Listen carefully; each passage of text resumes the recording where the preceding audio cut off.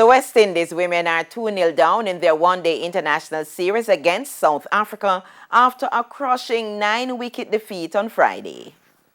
Once again, electing to bat, the West Indies were let down by their top order on Friday, going down by 9 wickets with 149 balls remaining. The opening pair capitulated with Shireen Nation promoted in the order, replacing the injured Brittany Cooper from Tuesday's encounter. Nation got to 15 before she was comprehensively bowled by Sune Loose. Marian Cap was a thorn in the side of the Caribbean team, and after sending back the opening pair cheaply, she got the prized wicket of Deandra Dottin, caught and bowled for 1.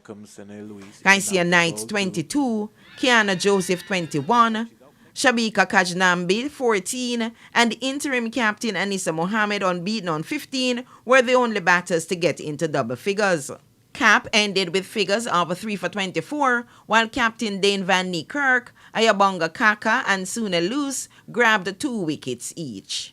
In reply, the South Africans coasted to 121 for 1 of 25.4 overs, with player of the match Laura Woolfart unbeaten on 71 and Laura Goodall 25 not out. Lizelle Lee's wicket was the only joy for the Caribbean women, as she was caught by Chanel Henry off the bowling of Hayley Matthews for 18. West Indies head coach Courtney Walsh knows how the game was lost. I think we didn't bat.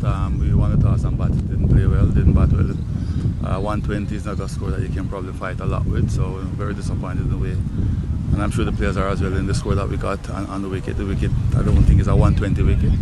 So that's where it all went wrong, I think, for us. When you bat on such a good looking batting surface, you need to post a total, and we didn't. But Walsh believes there's still hope. We have 3 games to play, and the series hasn't been lost as yet. And we have to come out on fire on all cylinders to try to win the next 3 games if we want to win the series. But I think we need to focus a lot more on the other game, because that game is the starter for the series. So we have to look at what we have, how we've been performing, and where we need to improve. The next game will be played on Monday. And after not featuring for the West Indies women in their T20 series draw against South Africa, Jamaican Stephanie Taylor has slipped down the ICC player ranking.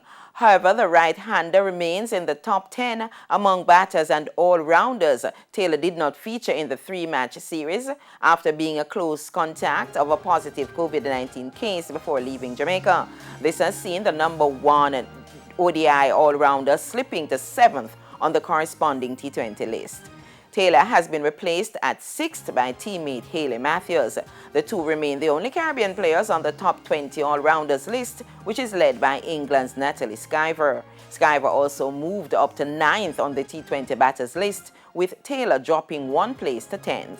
Barbadian Deandra Dottin is the next best placed West Indian at 14th, while Matthews was unmoved at 35th. Matthews is the best placed West Indian on the bowlers list, moving up to 14th. There were negative shifts for Afi Fletcher at 32nd and Shamilia Connell at 35th. Anissa Mohammed moved up to 37th.